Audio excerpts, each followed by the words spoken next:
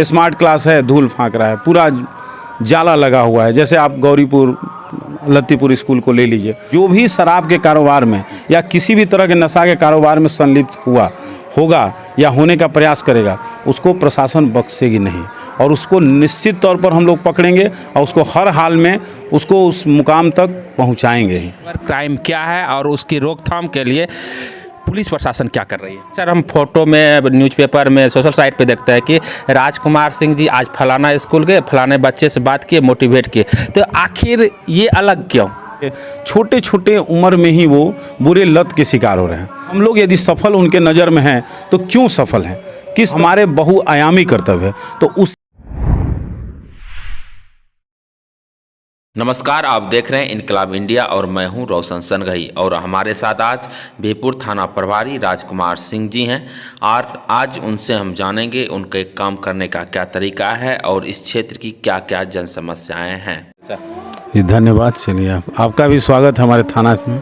Sir, पहला अभी जो सबसे बड़ी क्राइम है साइबर क्राइम, तो पहले हमारे दर्शकों को ये बताएं कि साइबर क्राइम क्या है और उसकी रोकथाम के लिए पुलिस प्रशासन क्या कर रही है? देखिए, साइबर क्राइम बैंक से रिलेटेड तो किसी के ATM कार्ड से, बैंक से संबंधित है।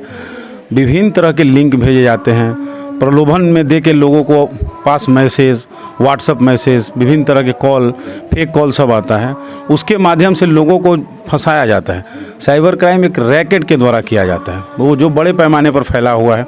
वो लोग सारे फेक रखते हैं और उसके आधार पर कॉल करके उनको लालच देते हैं।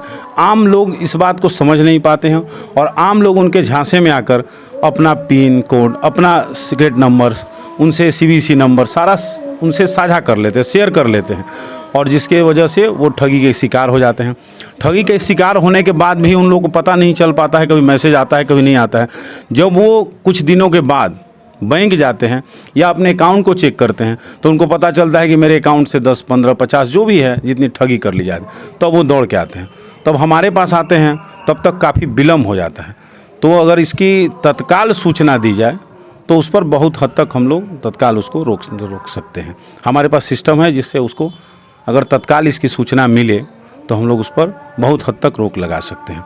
इसमें सबसे ज़रूरी चीज़ है कि लोग सेंसिटाइज, सारे जगह पर लिखा हुआ, सारे ATM में, जहां आप जाइए बैंक में, जिस भी सर्विस प्रोवाइडर, एयरटेल हो, सब जब कभी कभी हम लोग कॉल लगाते हैं तो आप देखते होंगे कि सभी लोग कहते हैं कि एयरटेल आपसे किसी भी तरह की जानकारी नहीं मांगता है ना सर, बैंक से संबंधित। उसके बावजूद भी लोग लालच में पड़ के ठगी के शिकार हो जाते हैं। तो लोगों को इसके प्रति जागरूक होना, जैसे अन्य कानून के प्रति है उसी तरह से साइबर कानून के प्रति भी विभिन्न सभी लोगों को जागरूक करना होगा, तभी जाके साइबर ठगी से बचा जा सकता है। मैंने है जागरूकता की कमी कारण ही ये हो रही। बिल्कुल सर, नवगछिया पुलिस जिला में बहुत सारे अधिकारी आए और गए, पर लेकिन जब से आप आए हैं तब तक आपको एक पुलिस प्रशासन के बाद शिक्षा की तरफ एक आपका एक अलग क्रेज देखते हैं। अक्सर हम फोटो में, न्यूज़पेपर में, सोशल साइट पे देखते हैं कि राजकुमार सिंह जी आज फलाना स्कूल गए, फलाने बच्चे से बात किए, मोटिवेट किए, तो आखिर ये अलग क्यों? ये देखिए, मेरा रुचि है कि मेरे क्षेत्र के बच्चे, जैसे मेरे क्षेत्र के जितने बच्चे हम देखते हैं, गांव में घूमते हैं शाम के समय, जो भी अपने पेट्रोलिंग के दरमियान देखते हैं कि बच्चे किसी पुलिया पर कहीं जगह इकट्ठा होकर मोबाइल देख रहे हैं, कोई सिगरेट पी रहा है, कोई बीड़ी पी रहा है, कोई विभिन्न तरह के छोटे छोटे उम्र में ही वो बुरे लत के शिकार हो रहे हैं।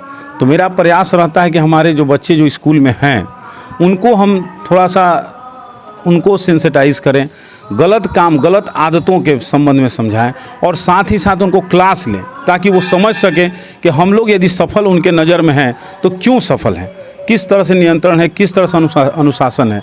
तो वो इसी चीज़ के लिए हम जाते हैं। स्कूल में जब हम शुरू में आए थे तो बहुत सारी स्कूल की व्यवस्था देखे थे कि स्मार्ट क्लास है, धूल फांक रहा है, पूरा जाला लगा हुआ है। जैसे आप गौरीपुर लत्तीपुर स्कूल को ले लीजिए, तो हमने वहाँ के प्रधानाचार्य से आग्रह करके स्मार्ट क्लास स्टार्ट करो। बहुत से जगह पर गए, उसको सफाई, पेड़ लगाने के लिए उनको प्रेरित किए और बच्चों को भी प्रेरित करते हैं जाके कि आप लोग, मेरा एक ही उद्देश्य है कि अगर बच्चे हमारे सेंसिटाइज करने से, उनको इनकरेज करने से, उनको प्रोत्साहित करने से यदि हमारे 2-4-5% बच्चे भी सफल होते हैं तो समझिए कि हमारी पुलिसिंग काफ़ी सफल रही है। इसी उद्देश्य को लेकर हम बच्चों में जाते हैं। बहुत सारे स्कूल से लगातार बुलाहट आता है, सारे शिक्षक बुलाते हैं, उसी दरमियान हम कभी पेट्रोलिंग के दरमियान समय निकाल के उनको देते हैं और जाते हैं। अलग जनता के इमेज बन गई है शिक्षा प्रेमी का कुछ। पुलिस जनता के सहूलियत के लिए है। किसी भी व्यक्ति को यदि कोई भी परेशानी हो तो सबसे पहला नाम पुलिस का आता है, उनकी जुबान पर सबसे पहला नाम। तो पुलिस को जब इतना अधिक समाज में महत्व है तो उसके अनुसार हमारा कर्तव्य भी है।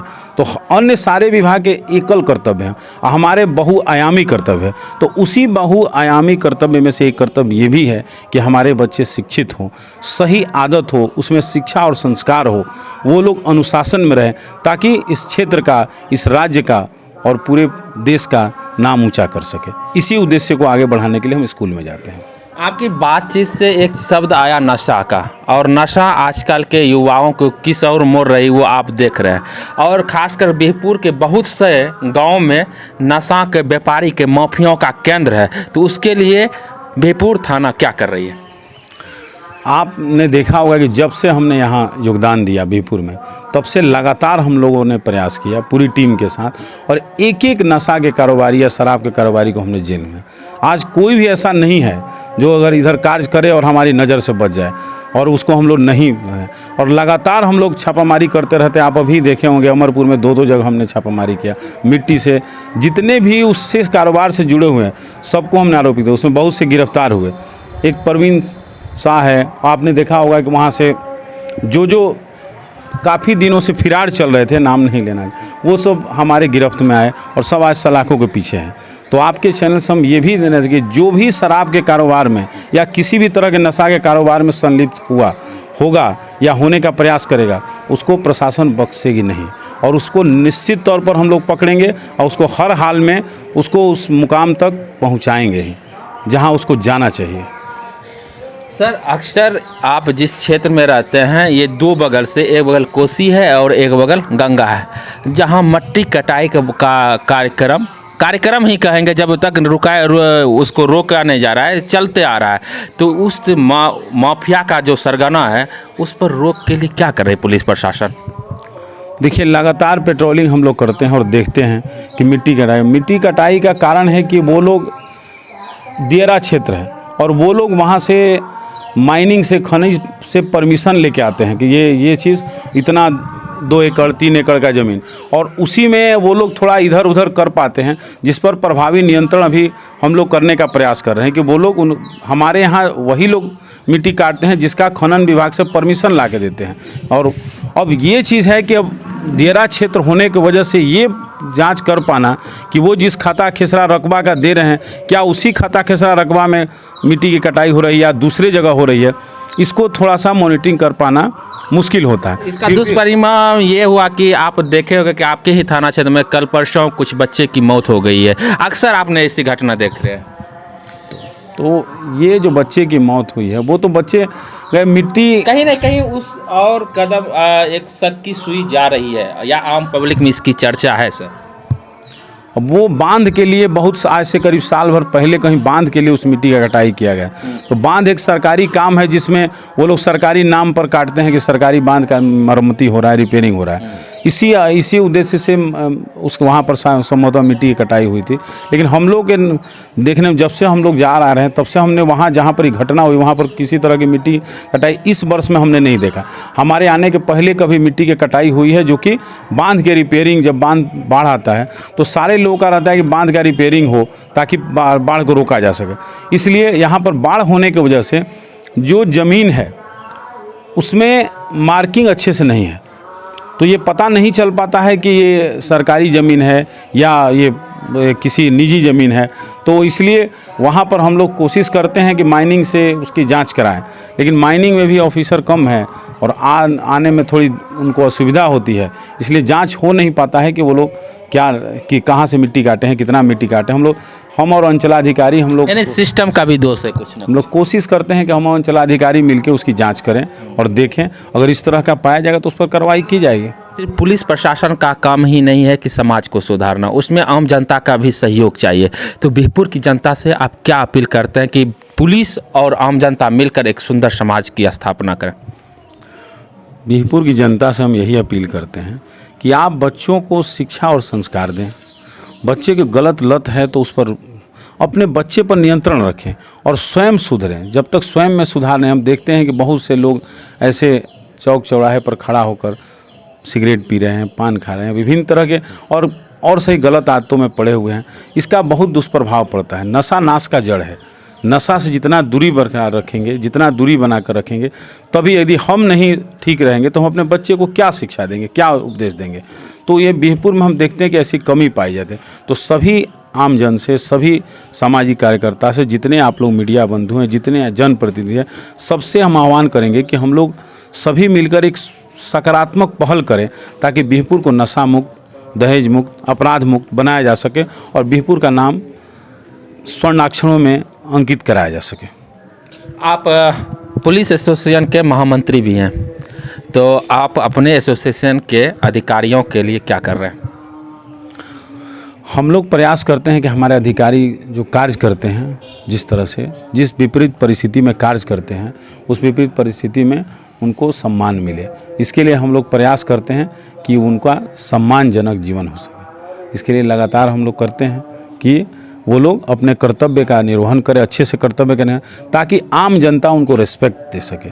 आम जनता में कैसे पुलिस का सम्मान बढ़ सके, इसके लिए हम प्रयास करते हैं और उसी के तहत हम लगातार पंचायत में, स्कूल में, सभी जगह जाते हैं ताकि आम जनता हमसे जुड़े, आम जनता समझ सके कि पुलिस आपके लिए है, पुलिस आपके जान माल की सुरक्षा के लिए है, पुलिस पर आपका विश्वास होना चाहिए। आम जनों में विश्वास कैसे बढ़े, इसी के तहत हम लोग लगातार, मेरा प्रयास रहता है, हम लगातार क्षेत्र में जाते हैं और सब एक व्यक्ति का समस्या सुनने का प्रयास करते हैं। हमारे यहाँ जो भी आते हैं आगंतुक कक्षा, हम बैठते हैं, हमारे रहते हुए जितने भी फरियादी आते हैं सबको बड़ी अच्छे से सुना जाता है, उनके समस्याओं का निराकरण करने का प्रयास किया जाता है।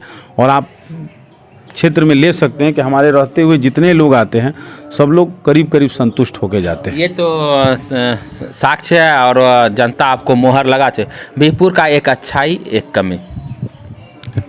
हम कमी क्या बताएंगे, अच्छाई हम लोग प्रयास करते हैं, कमी तो आप लोग बताएंगे और जनता बताएगी हम लोगों में क्या कमी रहती है। अच्छाई के लिए हम लोग लगातार प्रयास कर रहे हैं कि लोगों को बेहतर पुलिसिंग मिल सके और लोग संतुष्ट हो सके। यहाँ से जो भी आए अपनी फरियाद लेके उनकी समस्या का जो जहाँ तक हमारे अधिकार क्षेत्र में है वहाँ तक हम लोग समाधान करने का प्रयास करते हैं। हमसे जुड़ने के लिए शुक्रिया, धन्यवाद।